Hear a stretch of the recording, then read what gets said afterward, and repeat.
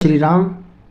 मित्रों, यहाँ पर मैं आप सभी के लिए ज्ञानवर्धक पंचतंत्र की कहानी लेकर आया हूँ और पंचतंत्र की कहानी हमारे जीवन से कहीं ना कहीं जुड़ी रहती है और हमें ज्ञानवर्धक सीख भी देती है। गोलू मोलू पक्के दोस्त थे। गोलू जहाँ दुबला पतला था वहीं मोलू मोटा गोल मटोल।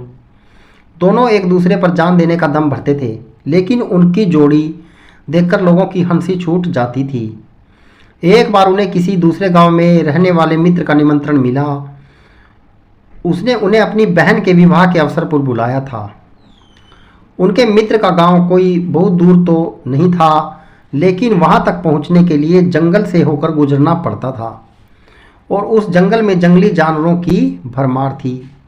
दोनों चल दिए। जब वे जंगल से होकर गुजर रहे थे तो उन्हें सामने से एक भालू आता दिखा। उसे देखकर दोनों भय से थर थर कांपने लगे। तभी दुबला पतला गोलू तेजी से दौड़कर एक पेड़ पर जा चढ़ा, लेकिन मोटा होने के कारण मोलू उतना तेज नहीं दौड़ सकता था।